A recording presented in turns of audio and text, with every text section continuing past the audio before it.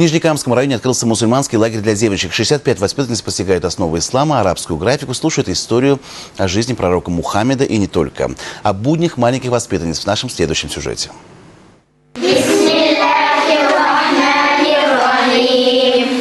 Эти девочки встали с восходом солнца, прошли утренний намаз, а теперь собрались в классе, чтобы прочесть главную книгу ислама – Коран.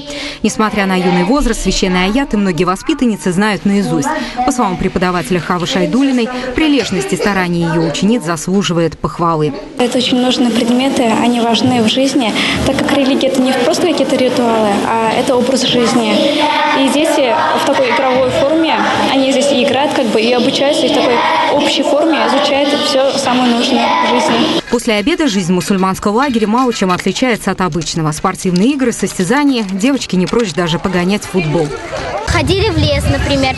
Там мы играли в футбол, волейбол играли. И там даже ягоды были, ягоды немножко пособирали. Для тех, кто не любит шумные игры, работают кружки. Самые популярные – искусство татарского шамаиля. Тексты священного Корана девочки расписывают красками, чернилами и даже нитками по ткани. Это как фантазия подскажет.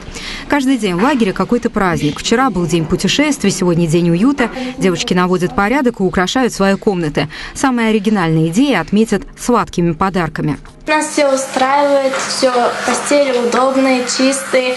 Тут спим 9 человек, все дружно, не ругаемся. Через несколько дней жизнь в летнем лагере несколько изменится. Начинается священный месяц Рамадан. Самый важный и самый почетный праздник для всех верующих мусульман.